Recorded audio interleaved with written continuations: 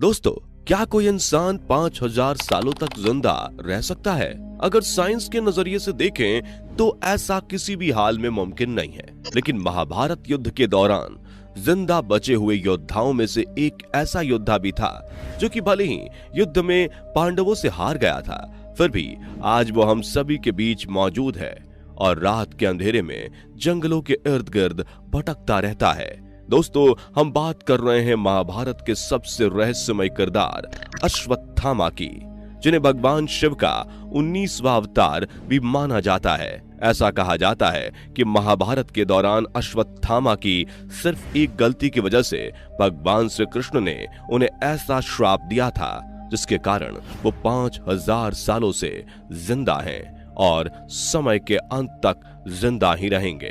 दोस्तों, ये सारी बातें सुनकर भले ही आपको यकीन ना हो रहा हो, लेकिन कई लोगों ने ऐसा दावा किया है कि मध्य प्रदेश के बुरहानपुर जिले में मौजूद भगवान शिव के मंदिर में रोजाना एक अज्ञात इंसान पूजा करने आता है जिसकी उम्र लगभग 5000 साल बताई जाती है और उसके माथे पर एक गहरा जख्म है जहां से खून बहता रहता है। स्थानीय लोगों के मुताबिक वो इंसान कोई और नहीं बल्कि अश्वत्थामा है। लेकिन दोस्तों, क्या आपने कभी ये सोचा कि अश्वत्थामा को आखिर ऐसा कौन सा श्राप मिला था जिसकी वजह से वो आज भी जख्मी हालत में इधर उधर भटक रहे हैं? इसके अलावा कलयुग में अश्वत्थामा को कहां-कहां देखा गया? दोस्तों, आज हम आपको अश्वत्थामा के कुछ ऐसे ही रहस्यों से वाकिफ कराने वाले हैं। अगर आप भी जानना चाहते हैं इन सभी रहस्यों के बारे में विस्तार से, तो बने रहे हमारे साथ वीडियो के अंत तक। नंबर 1, कौन थे अश्वत्थामा?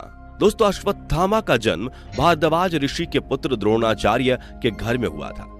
कहा जाता है कि जब विवाह के बाद द्रोणाचार्य को संतान की प्राप्ति नहीं हो रही थी तो इसके लिए उन्होंने हिमाचल की वादियों में तपेश्वर महादेव शिवलिंग के पास कठोर तपस्या की थी, जिसके बाद उन्हें पुत्र के रूप में अश्वत्थामा प्राप्त हुए थे।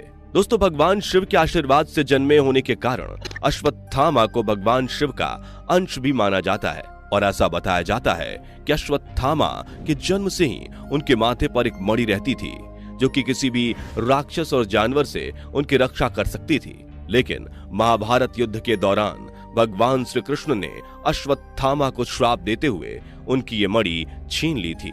नंबर 2, किस श्राप के कारण आज भी जिंदा हैं अश्वत्थामा? दोस्तों, ऐसा बताया जाता है कि महाभारत युद्ध के दौरान अश्वत्थामा ने पांडवों को छल से मारने का षड्यंत्र बनाया था और जब वो पांडवों को मारने के लिए उनके शिविर में गए थे तो वहां पांडवों के बजाय उनके बेटे सो रहे थे और रात में अंधेरे में अश्वत्थामा ने पांडवों के बेटे को ही पांडव समझकर जान से मार दिया था। इसके अलावा अश्वत्थामा ने महाभारत युद्ध के दौरान अर्जुन के पुत्र अभिमन्यु की पत्नी उत्तरा के कोख में पल रहे बच्चे पर ब्रह्मास्त्र चला दिया था, जिससे कोख में पल रहे बच्चे की जान चली गई थी। ये सब देखते हुए भगवान श्री कृष्ण ने अश्वत्थामा के माथे से मणि निकालकर उसे ये श्राप दिया था कि वो समय के अंत तक इसी जख्मी हालत में जिंदा रहेगा और रात के अंधेरे में इधर उधर भटकता रहेगा। नंबर 3, किस गलती की वजह से मिला था अश्वत्थामा को श्राप?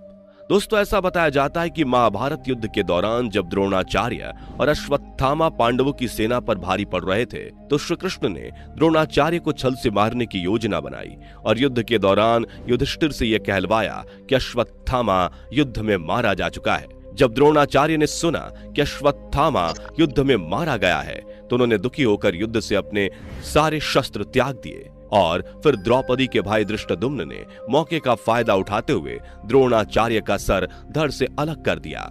इसके बाद जब अश्वत्थामा को यह पता चला कि पांडवों की सेना ने छल से उनके पिता द्रोणाचार्य का वध किया है तो वो बहुत क्रोधित हुए और फिर उन्होंने पांडवों से बदला लेने के लिए उनके पुत्रों को मार दिया। दोस्तों, अश्वत्थामा की इसी गलती की वजह से भगवान श्री कृष्ण ने उन्हें हमेशा हमेशा तक जिंदा भटकते रहने का श्राप दिया था। नंबर 4, असीरगढ़ के किले में हर रोज आते हैं अश्वत्थामा। दोस्तों मध्य प्रदेश के बुहारनपुर जिले में एक असीरगढ़ का किला मौजूद है, जहां गुप्तेश्वर महादेव के नाम से प्रसिद्ध भगवान शिव का मंदिर बना हुआ है। ऐसा बताया जाता है कि इस मंदिर में हर रोज अश्वत्थामा भगवान शिव की पूजा करने आते हैं। दोस्तों हो सकता है कि हमारी ये बातें शायद आपको एक मनगढ़ंत कहानी लग रही होंगी, लेकिन इस मंदिर का एक ऐसा रहस्य है जिसे जानकर आप भी हैरान हो जाएंगे।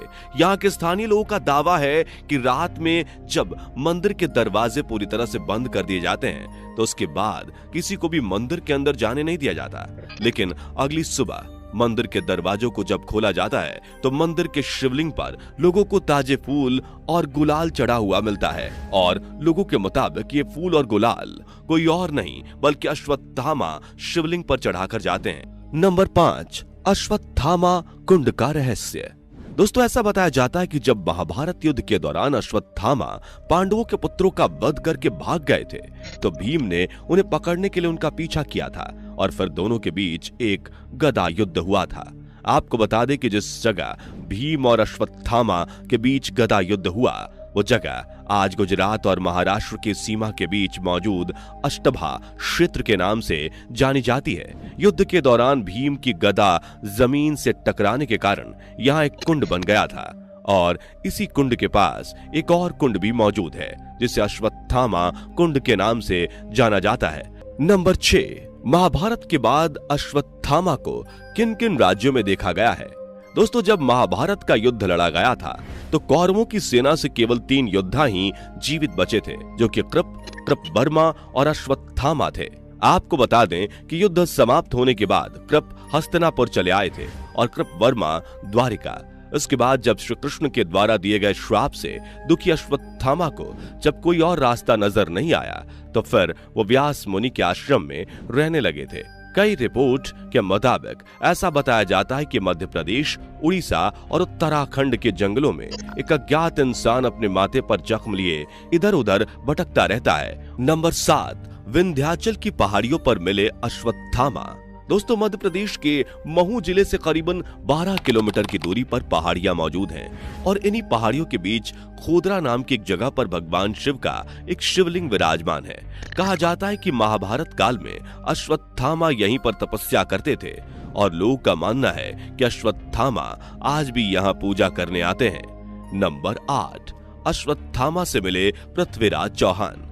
दोस्तों ऐसा बताया जाता है कि साल 1192 में जब पृथ्वीराज चौहान युद्ध में मोहम्मद गोरी से हार गए तो वो मध्य प्रदेश के जंगलों में छुपकर रहने लगे थे और एक बार भटकते भटकते वो असीरगढ़ के किले में मौजूद भगवान शिव के मंदिर पहुंच गए थे।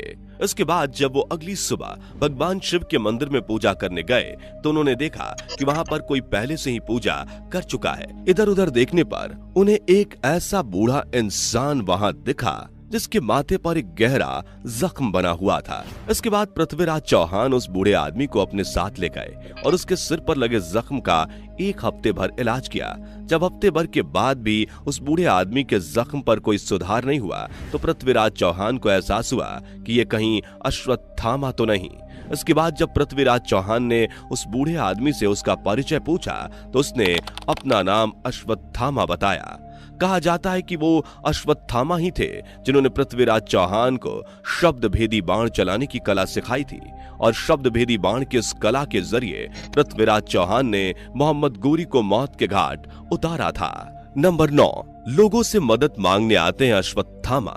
दोस्तों ऐसा बताया जाता है कि असीरगढ़ किले के अलावा मध्य प्रदेश के ही जबलपुर जिले में मौजूद नर्मदा नदी के किनारे अश्वत्थामा भटकते रहते हैं। यहाँ के स्थानीय लोगों के मुताबिक ये कहा गया है कि उन्होंने एक ऐसे बूढ़े इंसान को देखा है जिसके सिर पर एक बेहद ही गहरा जख्म हो रखा है और उसके माथे पर से हमेशा ही खून बहता रहता है। इस गांव के बुजुर्गों का मानना है कि वो बूढ़ा व्यक्ति कोई और नहीं बल्कि अश्वत्थामा है और ऐसा बताया जाता है कि जो एक बार अश्वत्थामा को साक्षात देख लेता है तो उसका मानसिक संतुलन खराब हो जाता है और कुछ ही दिनों के भीतर रहस्यमय तरीके से उसकी मौत भी हो जाती है। लेकिन ये बात कितनी सच है इसका कोई प्रमाण नहीं है। नंबर 10, टपकेश्वर शिवलिंग पर पूजा करने आते हैं अश्वत्थामा। दोस्तों द्रोण नगरी में स्थित टपकेश्वर शिवलिंग को अश्वत्थामा की तपस्थली माना जाता है। ऐसा बताया जाता है कि जन्म से ही बहुत ज्यादा गरीबी होने के कारण दूध नहीं मिलने पर अश्वत्थामा ने 6 महीने तक यहाँ भगवान शिव की कठोर तपस्या की थी, जिसके बाद भगवान शिव ने अश्वत्थामा की तपस्या से प्रसन्न होकर उन्हें दूध प्राप्ति का वरदान दिया था।